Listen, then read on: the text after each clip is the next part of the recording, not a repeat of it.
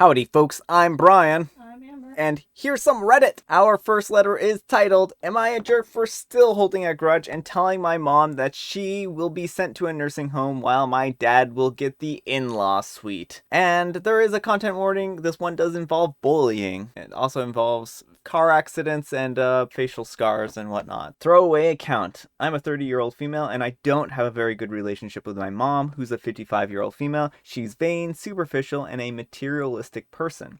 And I honestly can't understand what my dad, a 62-year-old male, sees in her. I can't tell you the exact moment that I stopped caring about my mom. It was when I was around 13, and I had gotten into a horrible car accident when I was riding my bike and an irresponsible driver hit me. Thankfully, I survived, but my face had a large scar on it, and it would take cosmetic surgery to fix it. As soon as I had recovered, my mom started pushing hard for the cosmetic surgery, but I was just too anxious to go to the hospital. Thankfully, my dad put a foot down and told my mom that I would only get the surgery if/when I was ready, and told me I was still beautiful. To get me to want to have the surgery, my mom would get my brothers and cousins to tease me about my scar, and whenever the kids at school would give me a hard time, my mom would simply shrug and tell me that I knew what I needed to do in order to get the bullying to stop. Because of the type of job that my dad had, he was away for multiple days every other week, so he couldn't shield me every time it happened.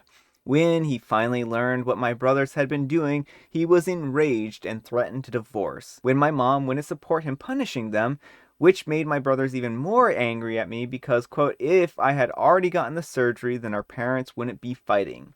Eventually, I caved and begged for my dad to let me get the surgery, and I did. However, during my recovery time, my mom's best friend was getting married, and while the whole family was invited, my mom only took my brothers with her while my dad stayed and took care of me. At first, she said it was because I needed my rest, but when I was 17, my mom revealed to me that I wouldn't have been pretty enough for the wedding photos.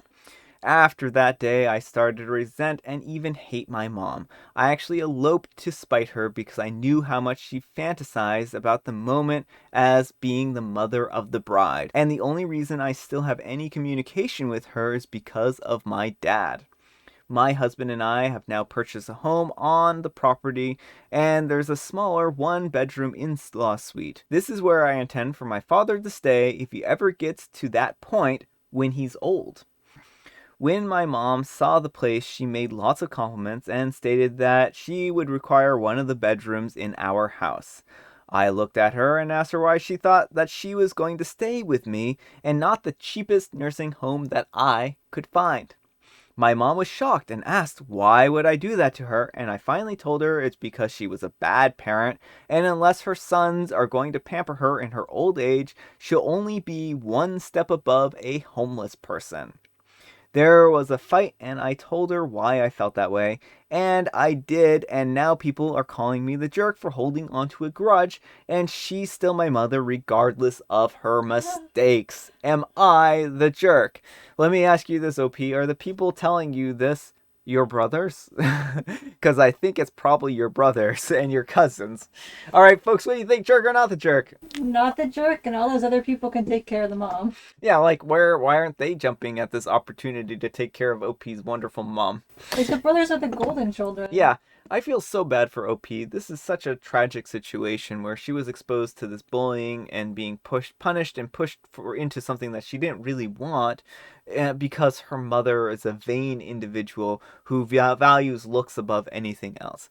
And I can't blame OP for being holding a grudge in this case. Like, if you're going to hold a grudge, this is a pretty good reason to hold a grudge, right? Like, there are good reasons and bad reasons to hold grudges, and this might actually be a good reason to hold one. So I don't blame you, OP. I mean, I certainly think that your mother has irreparably damaged your relationship, and I can't blame you for not wanting to have a relationship with her. And I can understand your urge to continue to have a relationship with your father, who was there for you and took care of you and did all these things for you, but not wanting anything to do with your mom. And I think that's a fair and reasonable place to be.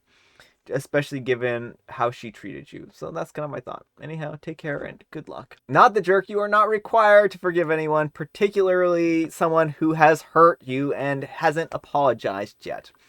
If she's still your mother regardless of her mistakes, then she can act like it and be a real mom.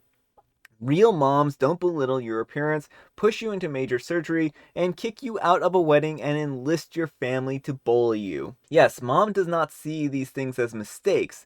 That's the problem. Bullying can have long-term effects. Not the jerk, I'm really glad your dad had your back, and I'm sorry your mom was so bad. You're the jerk for even spending money on a nursing home for her at all.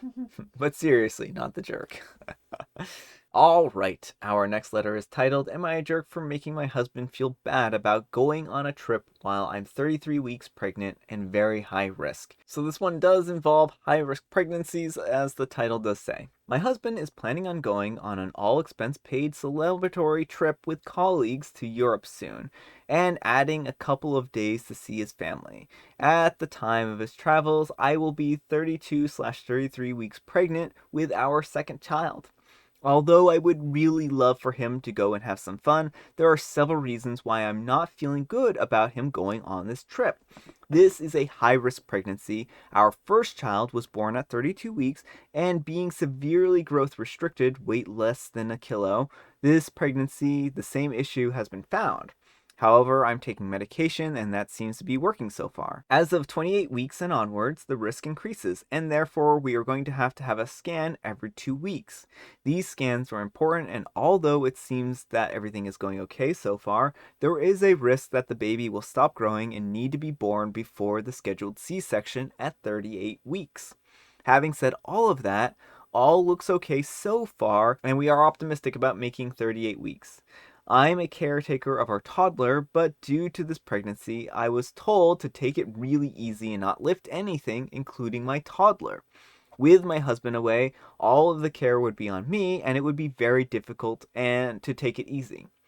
We have recently moved to another continent and have no social network or backup in place. If something were to happen, I have no idea who I would call to look after our toddler. I would literally be on my own. He would be away for 10 days total, and I think that's just too long. He would be 2 flights away, a total of 15 hours in the air, excluding layover. The 32-week mark will be an emotional time for me, as that's when our first child was born through emergency C-section after a very scary pregnancy in which we weren't even sure that he would make it. He spent 2 months in the hospital before coming home. Hitting the 32-week will be a milestone, but at the same time brings back memories. I'm not feeling very confident the further along I get. I'm at a higher risk of getting preeclampsia, and the last 2 weeks' blood tests showed heightened values. Nothing concerning yet, but something to keep checking up on. The event will be at a destination famous for its party scene, and there will be a lot of alcohol and whatnot involved, making it a potential emergency flight home impossible. I feel like this is inconsiderate and irresponsible considering the situation. Although I don't want to be the one telling him he can't go, I have mentioned to him that I feel uncomfortable with him going on this trip. He says he feels bad for going, but does not consider canceling. So bad. Am I the jerk for making him feel bad about going on the trip, or is he a jerk for putting this trip over his wife and his children's well-being? Alright, folks, what do you think, jerk or not the jerk? Not the jerk.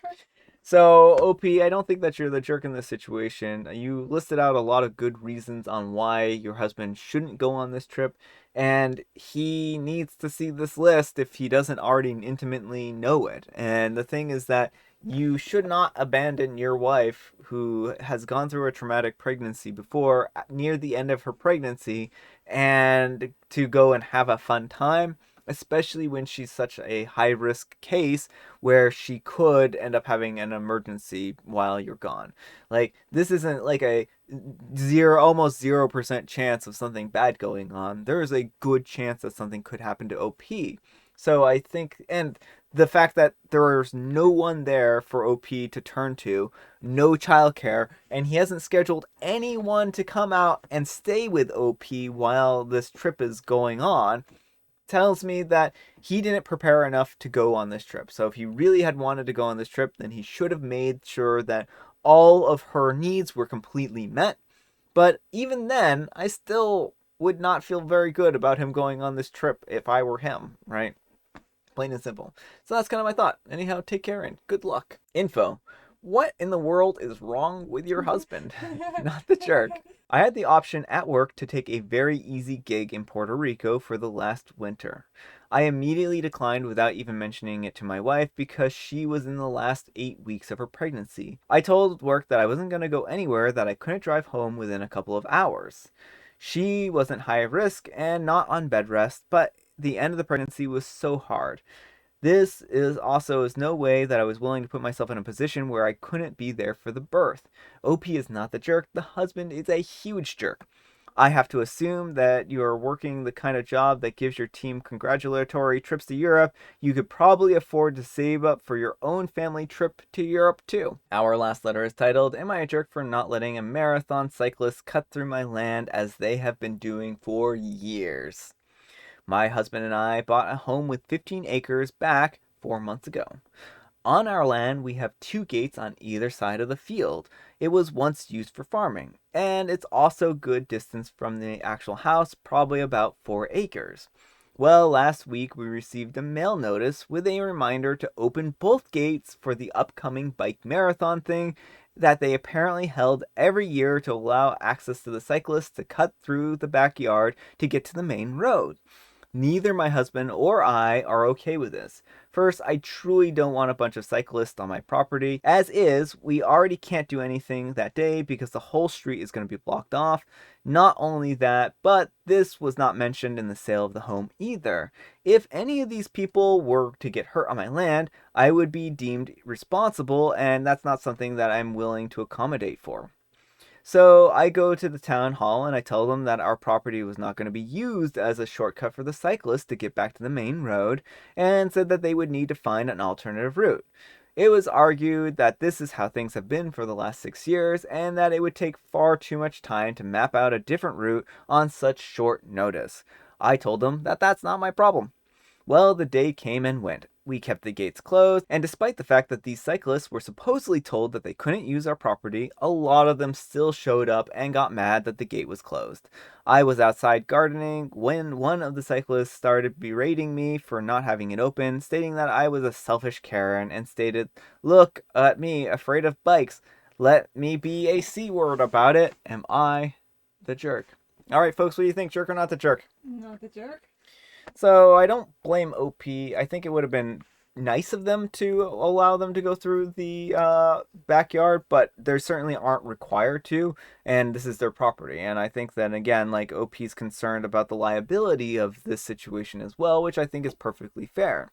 Like, there was no notice other than the letter that came in the mail, and they should have warned them well ahead of time and included them in the planning if they were going to use their property. So I think the town didn't do their due diligence and didn't work with OP and, make them aware that this event was even happening. So I can't blame OP for not wanting to have their property used on such short notice. Plus, what happens if they want to do something with the property in the future? Is it going to be that they can never have this property and do anything with this property because there are going to be cyclists going through it forever? Now, again, like I said, I think that this is certainly fine for OP to do.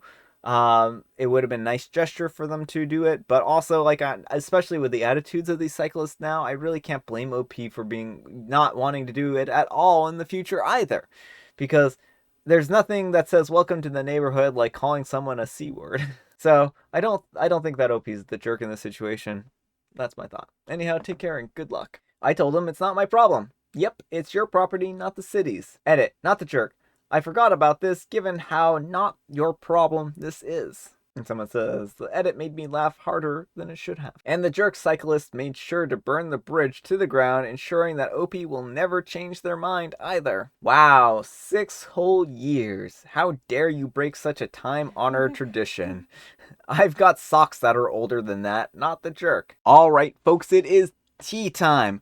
Grab your beverages of choice. I hope you have something tasty today. Amber has very tasty water. And she's shaking her head at me. I don't know why. Maybe it was just too tasty. What kind of key never opens a locked door? A monkey. Actually, Everyone's like, I had that one. I had it. right as you said it was like I And I have Earl Grey. Everyone's probably frustrated at this point in time of how many days in a row I've had Earl Grey.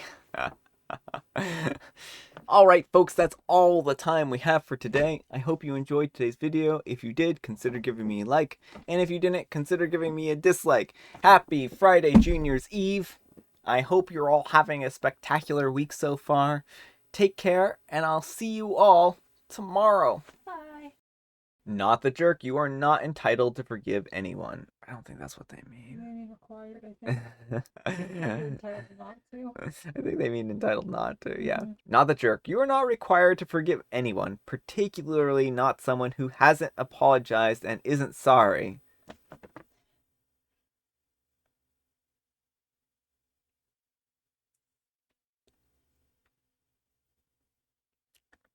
I'm sorry, Hippo Knife. You are saying exactly opposite of what you intend to say.